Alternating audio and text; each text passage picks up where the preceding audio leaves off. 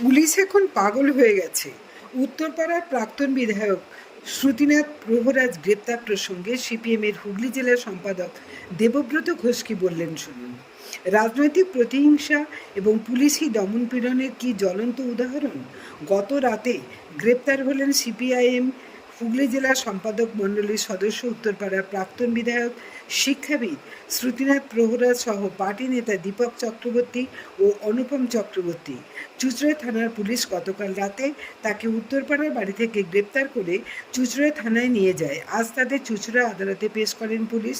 জানা গেছে, গত 10ই আগস্ট চুঁচুড়া ঘুড়ি মোড়ে আইন অমান্যের অশান্তি পাকানোর অভিযোগ রয়েছে তাদের বিরুদ্ধে। আদতে সেই দিন বাম কর্মী সমর্থকদের মিছিল ছত্রভঙ্গ করতে বেধড়ক লাঠিচার্জ করে পুলিশ।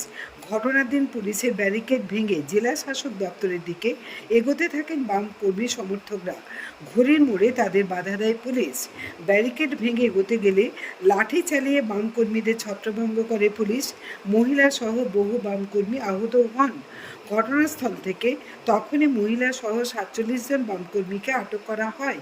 পরে রাতে 4 জনকে গ্রেপ্তার করে রেখে বাকি 43 জন আটক মহিলা কর্মী সমর্থকদের ছেড়ে দেওয়া হয়। পরদিন চুঁচুড়া আদালতে তোলা হলে বাকি 4 জনেরও জামিন মঞ্জুর হয়।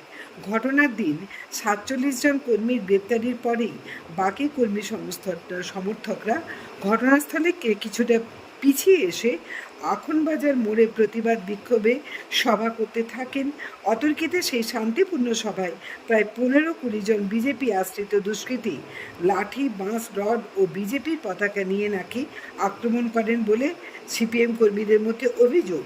পুলিশ ছিল নীরব নাকি দর্শক এবং আক্রমণকারীরা গার্ড দিয়ে নাকি নিরাপদে গণবিক্ষোভ থেকে তাদের বাঁচিয়ে যেতে সাহায্য করে পুলিশ। এই ঘটনার পরিপ্রেক্ষিতে বামেদের অভিযোগের ভিত্তিতে কয়েকজন বিজেপি আশ্রিত দুষ্কৃতীকে গ্রেপ্তার করা হয়।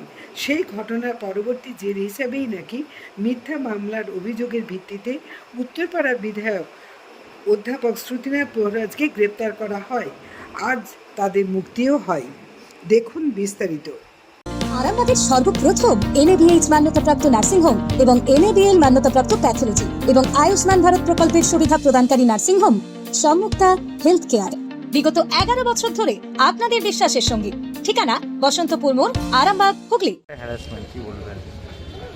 ঘটনার 15 দিন বাদে গ্রেপ্তারের সময়টা হচ্ছে আমাকে রাত 1:51 1টা থেকে শুরু হয়েছে।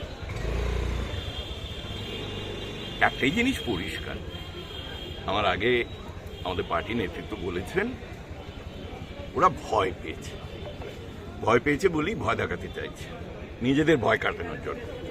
এতটাই মূর্খ, এটা বুঝতে পারছে না এই ধরনের ঘটনা যত করবে তত আন্দোলনের মেজাজ আরো বাড়বে আগামী দিনে।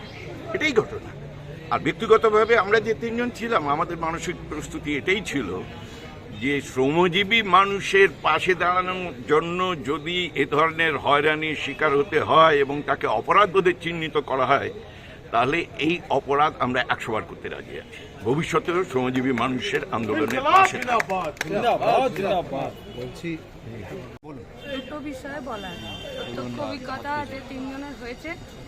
আমরা অনুপম চক্রবর্তী, উনি আছেন, আমরা শ্রুতিনাথ প্রহরাজ আছেন, দীপক চক্রবর্তী। ঘটনাটা তো 10 তারিখ, গোটা দেশ জোড়া আন্দোলন ছিল। শ্রমিক, কৃষক, ক্ষেতমজুর এবং এই পশ্চিমবঙ্গে বাকিরাও তাদেরকে সব সমর্থন করেছিল। ফলত আন্দোলন কী দাবিতে ছিল, কী ছিল, আমাদের কৃষক সভার রাজ্যের সম্পাদক কমরেড পরেশ পাল আছেন, উনি বলেন এই যে একদম আনলফুল অ্যারেস্ট, যেটা পুলিশ করতে পারে না। 15 বছরে যে দাবিদারি করছিল সেই দাবিদারি পুলিশ ফিরে শুরু করেছে। কতটা সামলাতে পারবেন পুলিশ, সেটা পুলিশকে নিজেকে ঠিক করতে হবে। সেই বিষয়ে আইনি যা কথাবার্তা আছে, আইনজীবী আমাদের নেতৃত্ব আছেন, আজকে ওনারা ফাইটও করেছেন, ওনারা বলবেন। আমাদের শুধু পরিষ্কার একটাই কথা, আমার মানুষের দাবিতে বামপন্থীরা লড়াই করবে, আর পশ্চিমবঙ্গে ফ্যাসিস্ট কায়দায় চলা ফ্যাসিস্ট সরকার বিজেপি তারা দুমুখী আর আক্রমণ করবে না। এটা আমরা যে ভাবিনি বা আমরা যে তার জন্য প্রস্তুত নই, এমনটা নয়। এদের গুন্ডারা প্রথমে এসে রাস্তাঘাটে আমাদেরকে মারধর করেছে, চুচুড়াতে করেছিল। পুলিশের তখন কোনো ভূমিকা ছিল সেই গুন্ডাগুলোকে ধরার জন্য?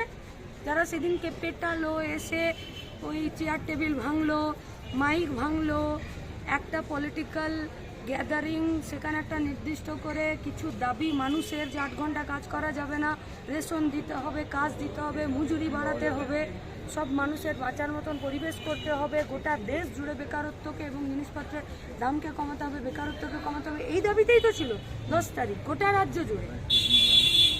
কিন্তু চুচুড়াতে যেভাবে বিজেপি এলো, এসে নিয়ে ভাঙচুর করলো, মারলো, পুলিশ যেভাবে লাঠিচার্জ করলো, ওই পুলিশের তো এত তৎপরতা, কালকে রাত 2টোর সময় কমরেড শ্রুতিনাথ প্রহরাজকে ধরেছেন, 3:17 অনুপম চক্রবর্তীকে ধরেছেন, দীপক চক্রবর্তীকে ধরেছেন। ওই পুলিশের এত তৎপরতা 10 তারিখ বিকেলবেলায় বিজেপির আক্রমণের বিরুদ্ধে তো ছিল না। তাহলে প্রথমে গুন্ডা দিয়ে পিটছে, তারপরে যখন দেখছেন যে গুন্ডা দিয়ে এদেরকে দাবানো যাচ্ছে না, তখন রাত্রিবেলায় একদম আনলফুলি অ্যারেস্ট ওয়ারেন্ট বার করে, একদম আনলফুলি অ্যারেস্ট ওয়ারেন্ট বার করে ধরেছেন।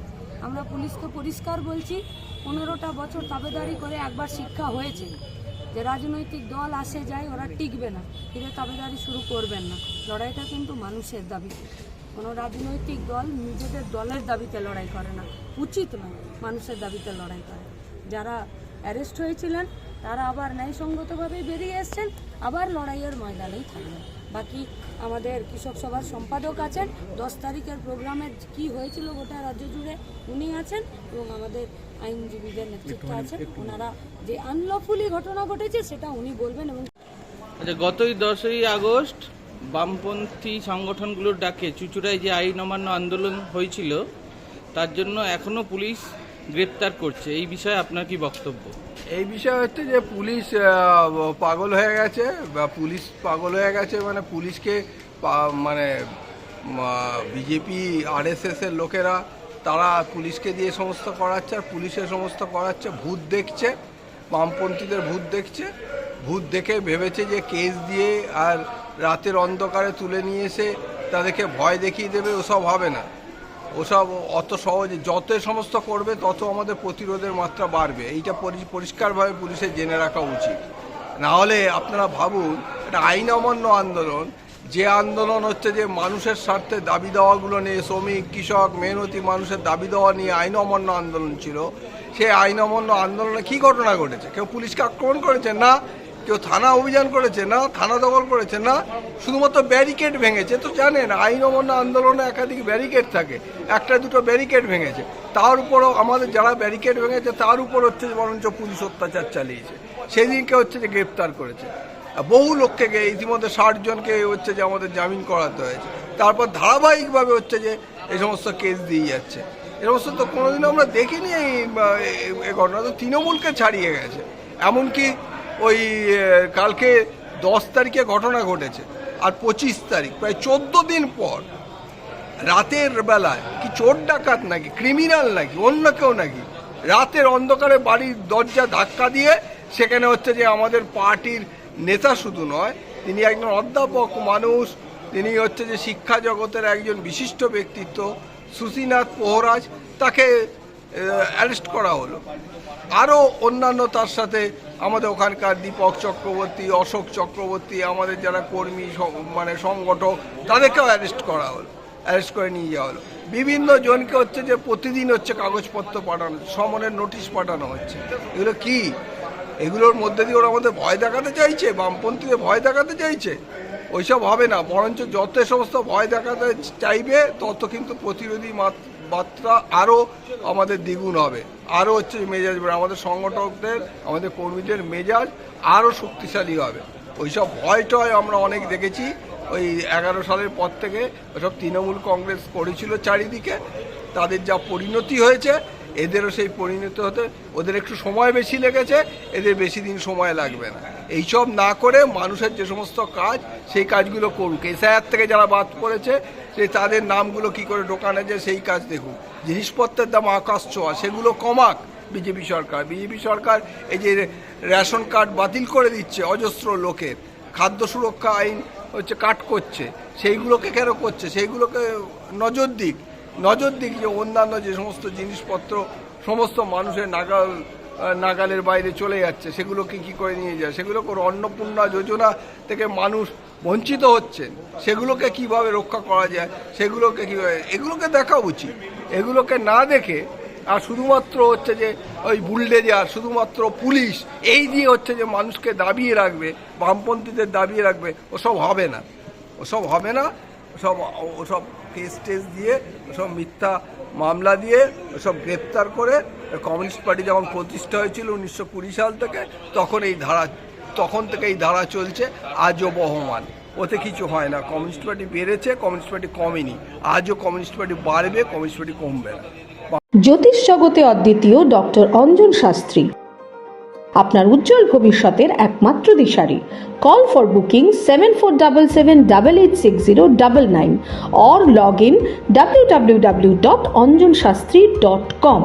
ডাউনলোড করুন আমাদের exclusive mobile app Astro Anjan. বিশ্বাস শুধু একটা শব্দ নয়, এটা একটা পরিবারের নিশ্চিন্ততার নাম। আপনার দুশ্চিন্তা আমাদের চিন্তার কারণ, তাই ভরসা রাখুন সম্মুক্তা হেলথ কেয়ারে। এবার আরামবাগে 24 ঘন্টা অত্যাধুনিক কার্ডিয়াক ক্যাথল্যাব।